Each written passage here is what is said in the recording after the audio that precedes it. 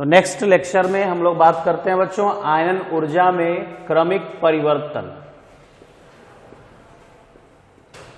आयनन ऊर्जा में क्रमिक परिवर्तन।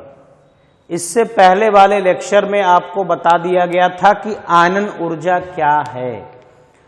आयनन ऊर्जा का मतलब किसी भी विलगित गैसीय परमाणु के बाह्यतम कोश से एक इलेक्ट्रॉन को पूर्ण रूप से बाहर निकालने में जितनी ऊर्जा की आवश्यकता होती है उस ऊर्जा को हम लोग कहते हैं आयनन ऊर्जा।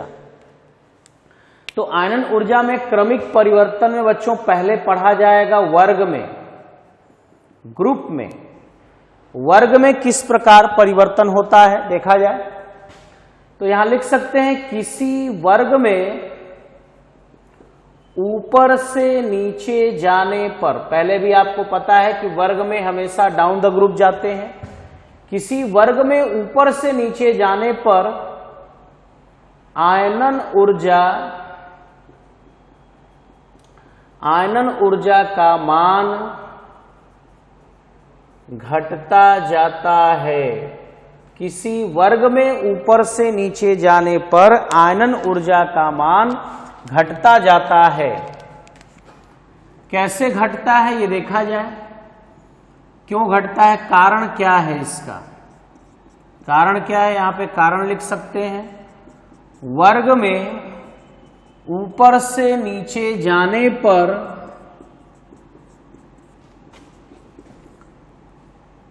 पर परमाणु आकार या परमाणु त्रिज्या बढ़ता है तथा नाभिकीय आवेश घटता है। वर्ग में यदि ऊपर से नीचे हम लोग जाते हैं, lithium, sodium, potassium, rubidium, caesium, वर्ग में ऊपर से नीचे जाने पर क्या होता है कि आकार बढ़ रहा है और नाभिकीय आवेश घट रहा है। नाभिकीय आवेश घट रहा है इसका मतलब बाह्यतम कोश पर लगने वाला, जो नाभिक द्वारा लगने वाला आकर्षण बल है वो कम लग रहा है, अर्थात इलेक्ट्रॉन को निकालना आसान होगा। वर्ग में जैसे जैसे ऊपर से नीचे आएंगे परमाणु की साइज बढ़ेगी। परमाणु की साइज बढ़ने से, आकार बढ़ने से इलेक्ट्रॉन को निकालना क्या हो जाएगा, बाह्यतम कोश से इलेक्ट्रॉन को निकालना आसान हो जाएगा। जिस कारण हम लोग ये कह सकते हैं कि वर्ग में ऊपर से नीचे आने पर आयनन ऊर्जा का मान घटता जाता है। ठीक है, यहां लिख सकते हैं आयनन ऊर्जा नाभिकीय आवेश के डायरेक्टली प्रोपोर्शनल होती है। यदि नाभिकीय आवेश घट रहा है तो आयनन ऊर्जा का मान भी क्या होगा, घटेगा। तो वर्ग में क्लियर हो गया कि वर्ग में ऊपर से नीचे जाने पर आयनन ऊर्जा का मान घटता जाता है। दूसरा बात करते हैं बच्चों आवर्त में। अब आवर्त में आप लोग पढ़ चुके हो कि किसी आवर्त में अगर बाएं से दाएं जाएंगे तो क्या होगा, साइज छोटी होती जाएगी, परमाणु त्रिज्या क्या होगी, घटेगी। परमाणु त्रिज्या घटेगी लेकिन नाभिकीय आवेश क्या होगा, बढ़ेगा। नाभिकीय आवेश यदि बढ़ेगा तो आयनन ऊर्जा का मान भी बढ़ेगा। तो लिख सकते हैं किसी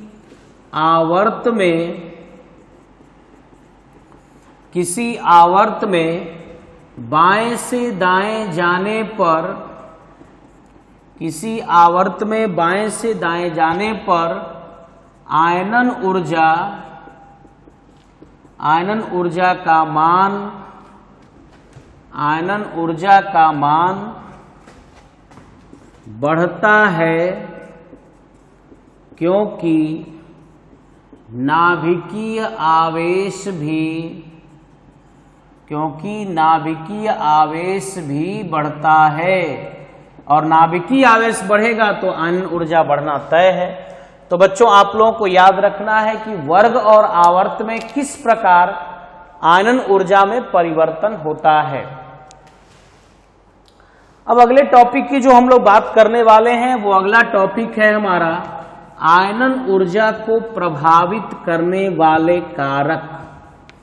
ऐसे कौन कौन से फैक्टर हैं, ऐसे कौन कौन से कारक हैं जो नाभिकीय, जो आयनन ऊर्जा को प्रभावित करते हैं। देखा जाए ऐसे कौन कौन से कारक हैं, तो हेडिंग पहले डालना और लिखना आयनन ऊर्जा को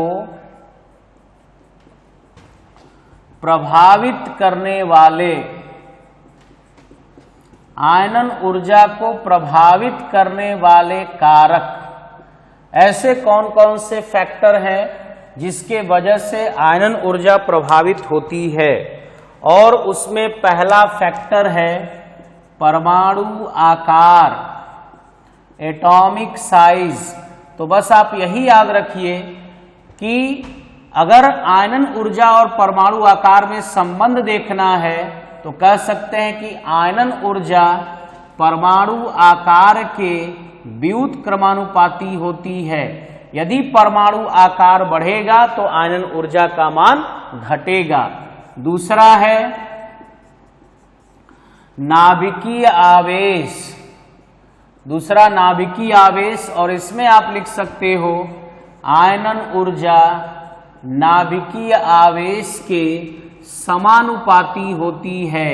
अगर नाभिकीय आवेश बढ़ेगा तो आयनन ऊर्जा का मान भी बढ़ेगा, वो घटेगा तो ये भी क्या होगा, घटेगा। दो फैक्टर हो गए।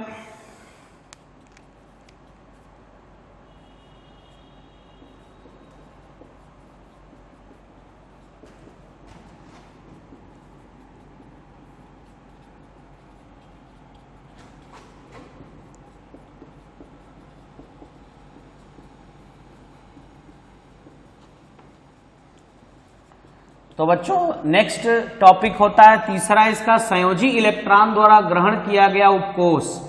एक ही कोष के विभिन्न उपकोषों से इलेक्ट्रॉन बाहर निकालने के लिए आवश्यक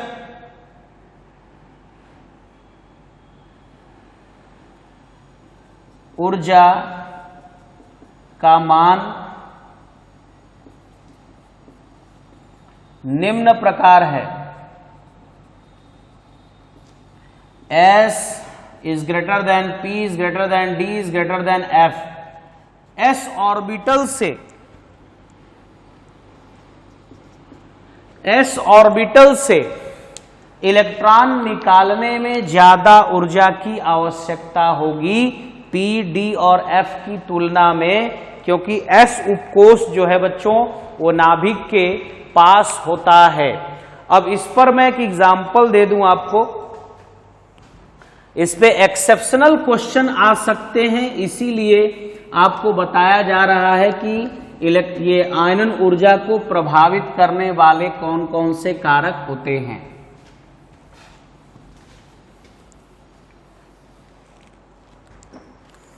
देखिए पहला इसमें एग्जाम्पल, बेरिलियम की प्रथम आयनन ऊर्जा बोरान से अधिक होती है। अब सोचिए बेरिलियम के जस्ट बाद आता है बोरान, इसका परमाणु क्रमांक है 4 और इसका परमाणु क्रमांक है 5। अभी आप लोगों ने पढ़ा कि बाएं से दाएं जाने पर आयनन ऊर्जा का मान बढ़ता है। ज्यादा इसकी आयनन ऊर्जा होनी चाहिए लेकिन ज्यादा बेरिलियम की है, ऐसा क्यों?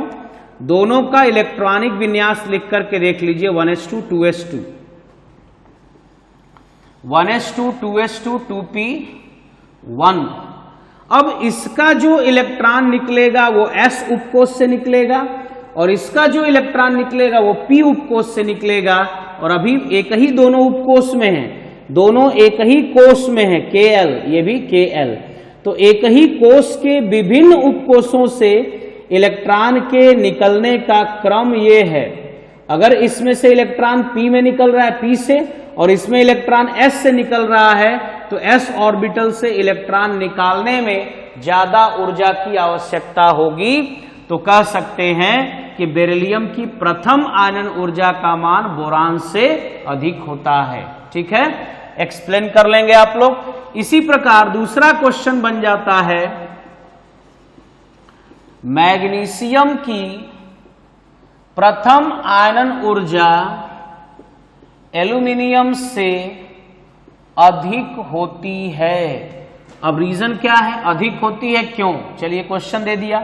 तो मैग्नीशियम का परमाणु क्रमांक 12, एल्यूमिनियम का परमाणु क्रमांक 13, 1s2 2s2 2p6 3s2, ये आपका हो गया। इसको लिखेंगे 1s2 2s2 2p6 3s2 and 3p1।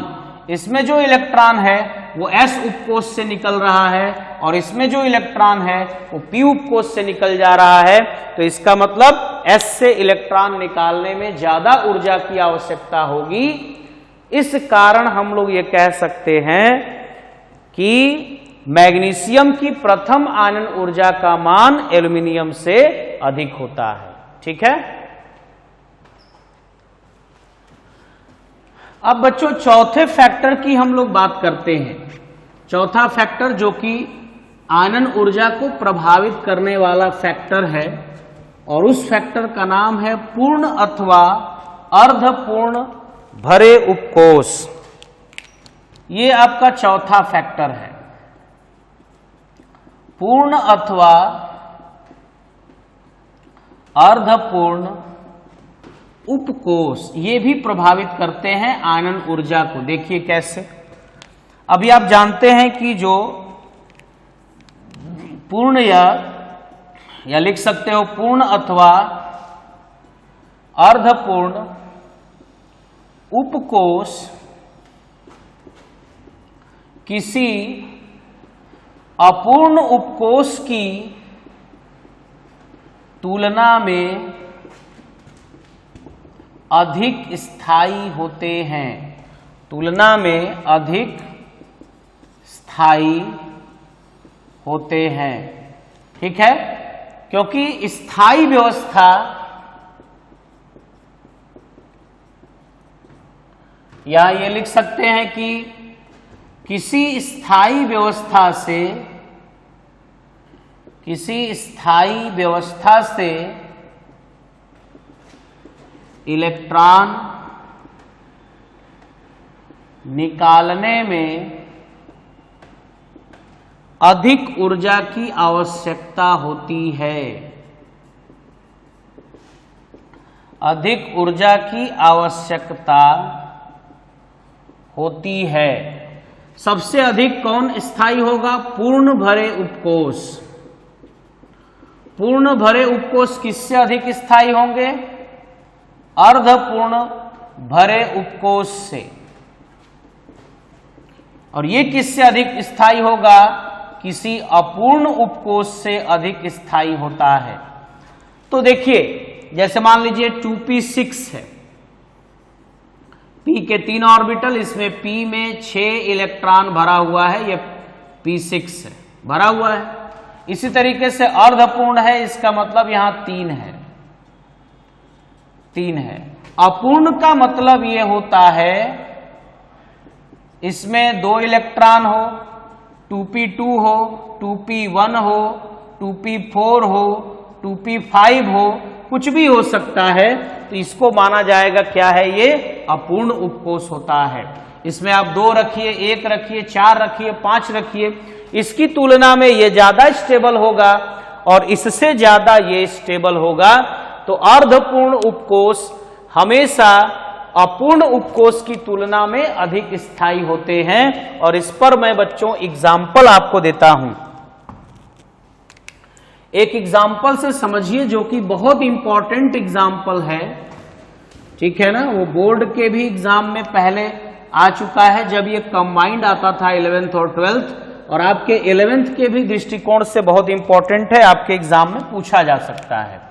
तो क्वेश्चन क्या है देखिए, नाइट्रोजन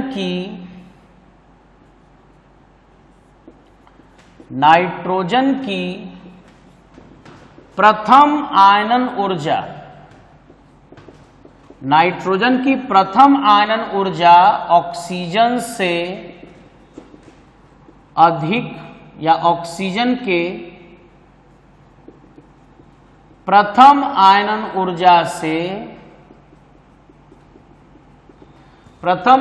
ऊर्जा से अधिक होती है, परंतु ऑक्सीजन की द्वितीय आयनन ऊर्जा नाइट्रोजन के द्वितीय आयनन ऊर्जा से अधिक होती है। अब देखिए कारण क्या है इसका बच्चों। अब मैं यहां पे इसका कारण आपको बता देता हूं, आप लोग स्वयं लिखेंगे, ठीक है। नाइट्रोजन का परमाणु क्रमांक 7, पहले आप इसका इलेक्ट्रॉनिक विन्यास लिख लीजिए। ऑक्सीजन का परमाणु क्रमांक होता है बच्चों 8, इसका भी आप इलेक्ट्रॉनिक विन्यास लिख लीजिए। इसका देखिए जो बाह्यतम कोश है उसमें इलेक्ट्रॉन आपके p ऑर्बिटल में है, इसी में से इलेक्ट्रॉन निकालेंगे और इसके भी p ऑर्बिटल से इलेक्ट्रॉन निकालेंगे, तो इसमें 4 इलेक्ट्रॉन है बच्चों और इसमें 3 इलेक्ट्रॉन है। बताइए कौन अधिक स्टेबल है? ये व्यवस्था अधिक स्थायी है, इस वजह से हम लोग कहते हैं first ionization energy of nitrogen is greater than first ionization energy of oxygen. यानी नाइट्रोजन की प्रथम आयनन ऊर्जा का मान ऑक्सीजन के प्रथम आयनन ऊर्जा से अधिक है। लेकिन जब यही में से दोनों में से एक इलेक्ट्रॉन निकाल दीजिए, एक इसमें से निकाल दीजिए और एक इसमें से इलेक्ट्रॉन निकाल दीजिए, अब कौन स्थायी हो गया? अब ये स्थायी हो गया एक इलेक्ट्रॉन निकालने के बाद, तो यहां कह देते हैं second ionization energy of nitrogen is less than second ionization energy of oxygen. यानी ऑक्सीजन की द्वितीय आयनन ऊर्जा का मान नाइट्रोजन के द्वितीय आयनन ऊर्जा से अधिक होता है बच्चों। क्लियर हो गया? ठीक है, ये आपका चौथा फैक्टर था। पूर्ण अथवा अर्धपूर्ण भरे उपकोष भी आयनन ऊर्जा को प्रभावित करते हैं। केमिस्ट्री में ऐसे ही बच्चों बहुत सारे एक्सेप्शनल क्वेश्चन होते हैं। एक रूल आप समझ गए तो ये मत समझ लीजिए कि उसी के ढर्रे पे आपको चलना है और सारे लोग, सारे एलिमेंट, सारे कंपाउंड्स उसी रूल को फॉलो करेंगे। बहुत सारे एक्सेप्शन भरे हुए हैं और उन अपवादों को ही आपको याद रखना होगा, क्योंकि वही इंपॉर्टेंट क्वेश्चन बनाते हैं।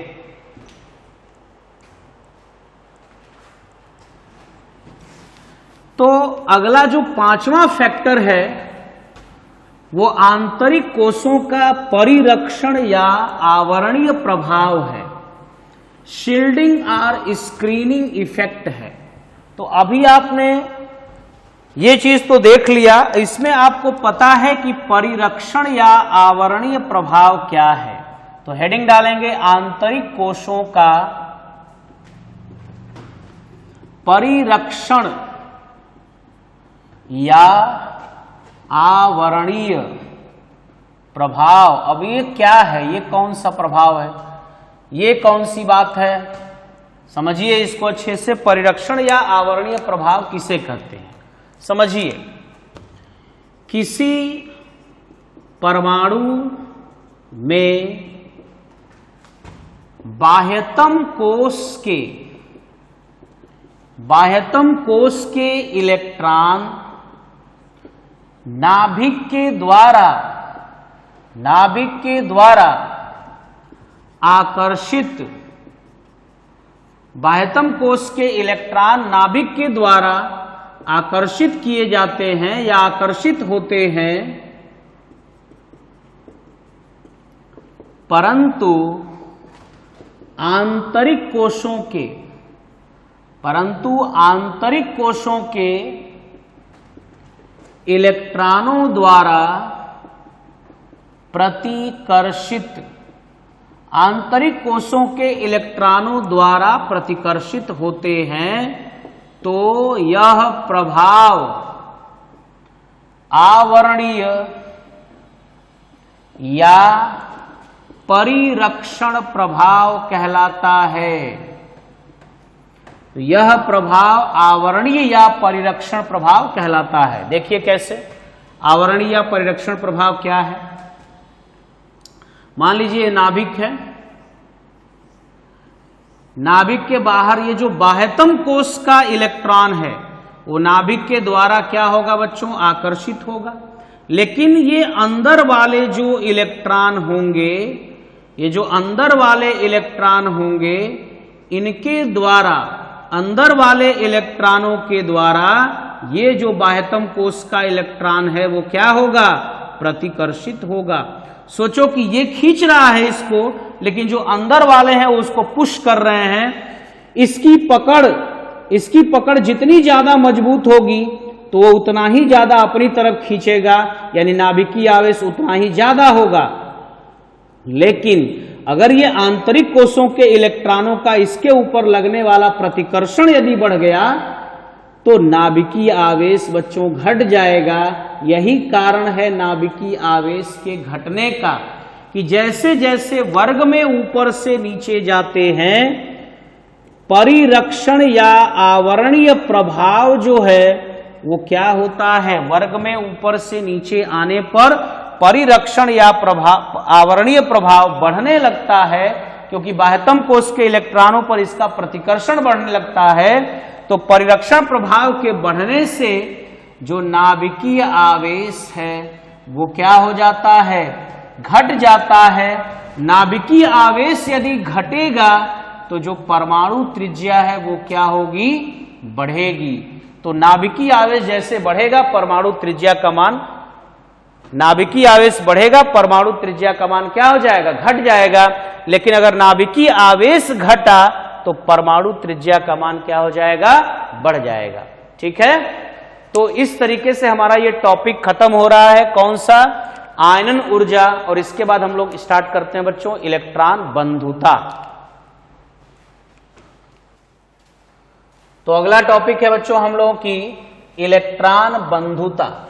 इससे पहले आप लोगों ने पढ़ लिया आयनन ऊर्जा, अब इलेक्ट्रॉन बंधुता के बारे में बात करेंगे। और इलेक्ट्रॉन बंधुता को आप इलेक्ट्रॉन गेन एंथैल्पी या इलेक्ट्रॉन लब्धि एंथैल्पी भी आप कहते हैं। तो सबसे पहले यहां पे हम लोग क्या करेंगे बच्चों, हेडिंग डालेंगे। क्या हेडिंग होगी, इलेक्ट्रॉन बंधुता। इसको हम लोग कहते हैं बच्चों इलेक्ट्रॉन एफिनिटी या इलेक्ट्रॉन गेन एंथैल्पी के नाम से भी जाना जाता है। अब देखिए इसका डेफिनेशन, किसी विलगित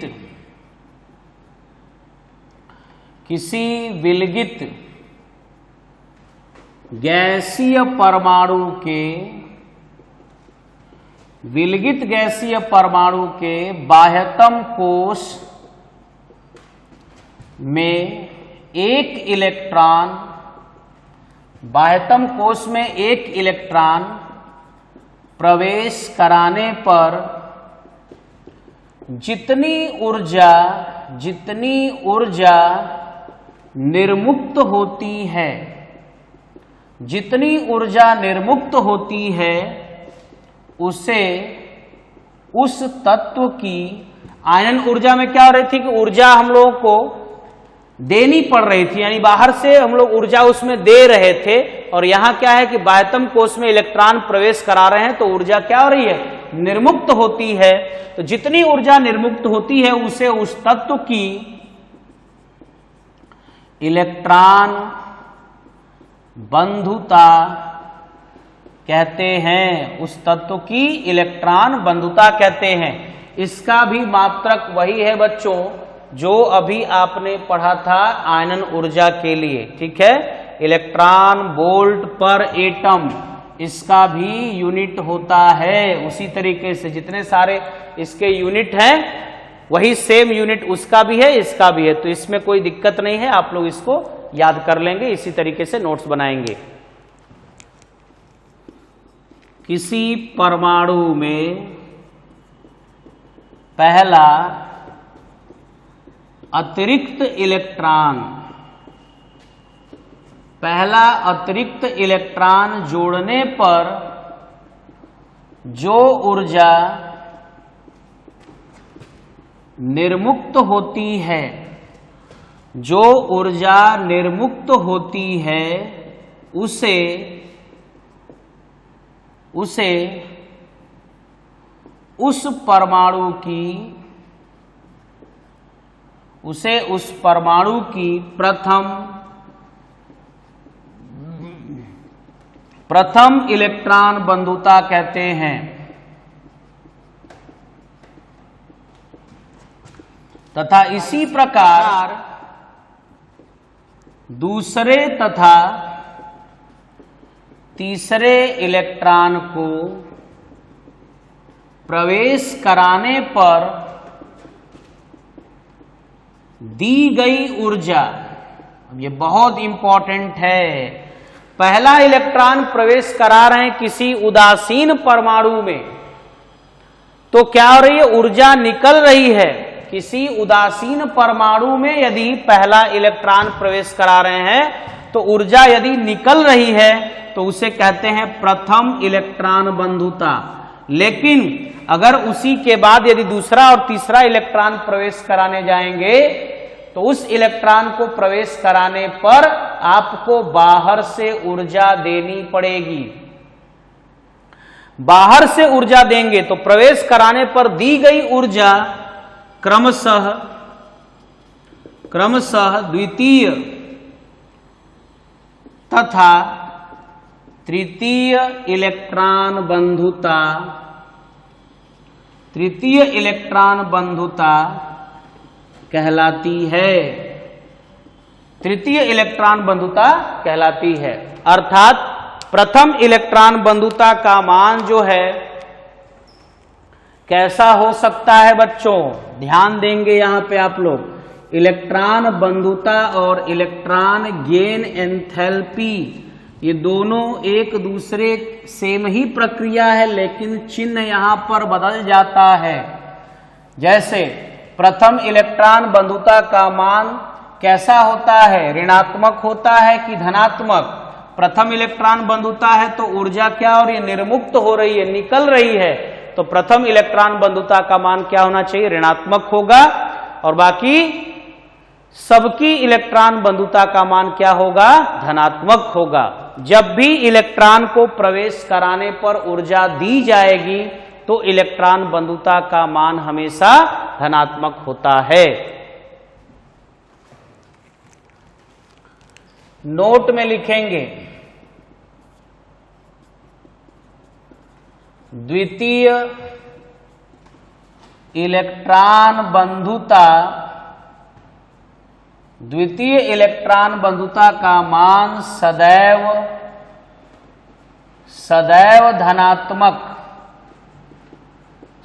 धनात्मक होता है, क्योंकि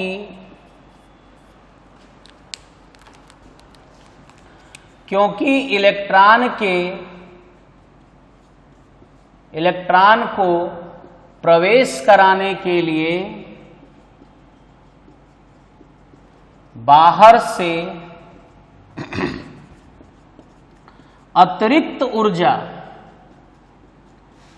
दी जाती है। यही कारण है, यदि ऊर्जा दी जाएगी तो इलेक्ट्रॉन बंधुता का मान क्या होगा, सदैव धनात्मक होगा। और यदि ऊर्जा दी नहीं जाएगी, अपने आप यदि इलेक्ट्रॉन प्रवेश कर जाएगा तो इलेक्ट्रॉन बंधुता का मान ऋणात्मक होता है।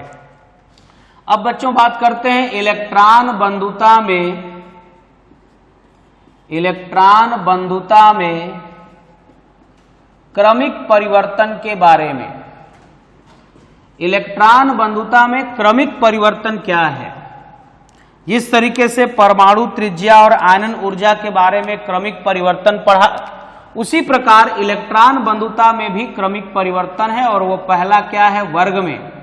तो यहां हम लोग लिख सकते हैं किसी वर्ग में। अब बताइए, वर्ग में यदि हम लोग ऊपर से नीचे जा रहे हैं तो साइज क्या होती जाएगी, साइज क्या हो रही है, बढ़ रही है। जब साइज सोचिए बढ़ेगी तो इलेक्ट्रॉन को निकालना क्या होगा, आसान होगा। जितना इलेक्ट्रॉन को निकालना आसान होगा, और यहां पे तो इलेक्ट्रॉन निकालने की बात नहीं है, यहां इलेक्ट्रॉन क्या करना है, प्रवेश कराना है।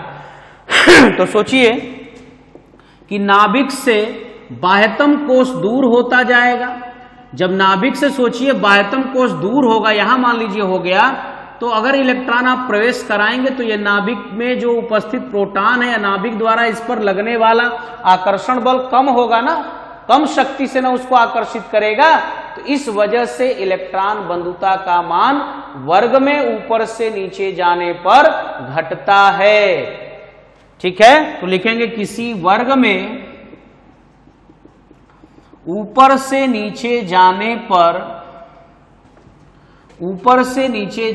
पर इलेक्ट्रॉन बंधुता का मान घटता है, क्योंकि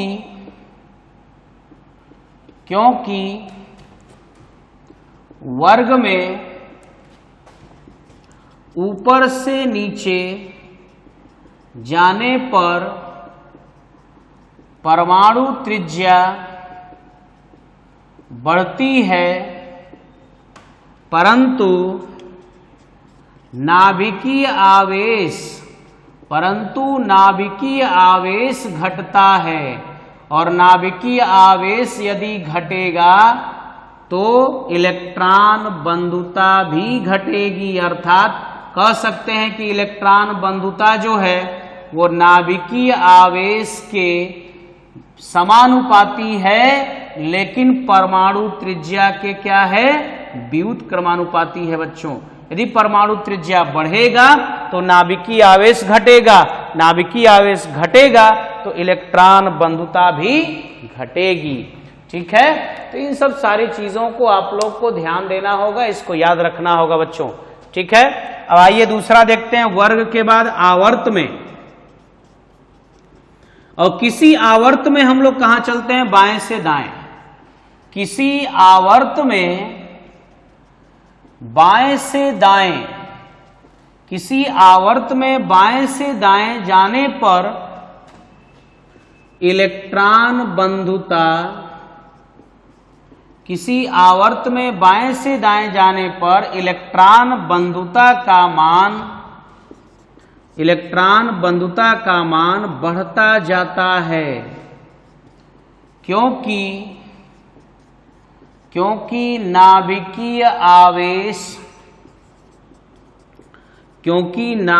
आवेश बढ़ता जाता है। तो आपको पता है ही कि नाभिकीय आवेश और इलेक्ट्रॉन बंधुता दोनों एक दूसरे के डायरेक्टली प्रोपोर्शनल हैं, समानुपाती हैं। तो अगर बाएं से दाएं जाने पर नाभिकीय आवेश बढ़ेगा तो इलेक्ट्रॉन बंधुता का मान भी बढ़ेगा। तो ये हो गई इलेक्ट्रॉन बंधुता में क्रमिक परिवर्तन। और अब बात करते हैं इलेक्ट्रॉन बंधुता को प्रभावित करने वाले कारकों के बारे में।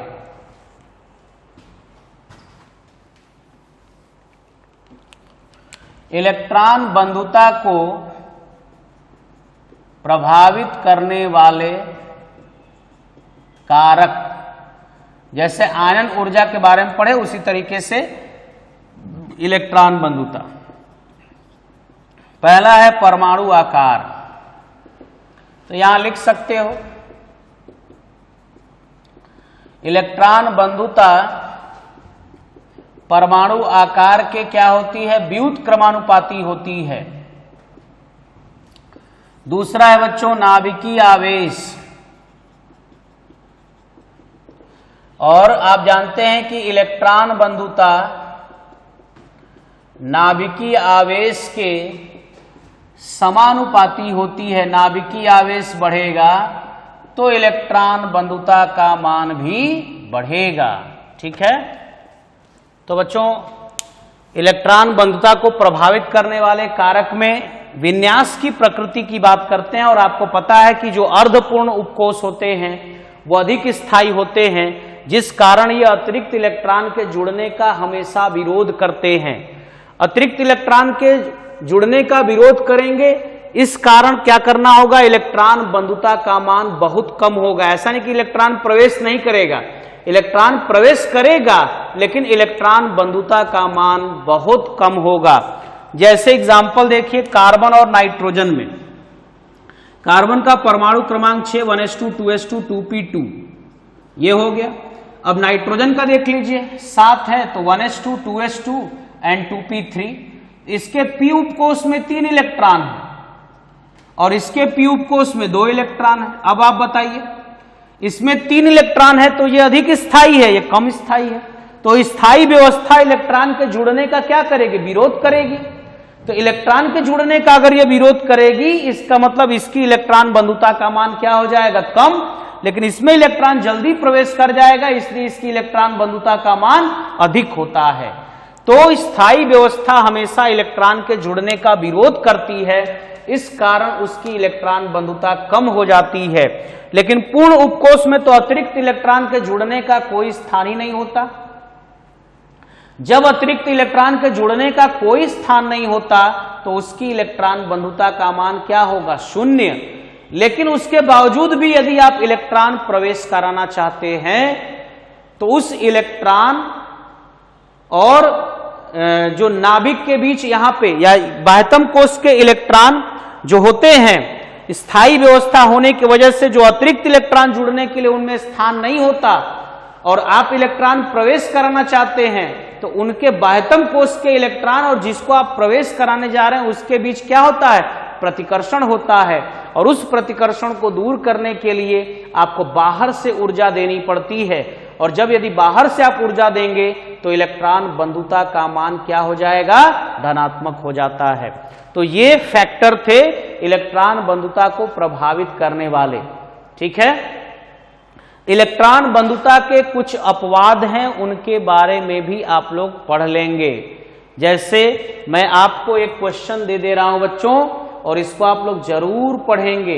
हो सकता है डीपीपी में भी आपको ये क्वेश्चन मिल जाएगा कि फ्लोरीन की इलेक्ट्रॉन बंधुता, फ्लोरीन की इलेक्ट्रॉन बंधुता क्लोरीन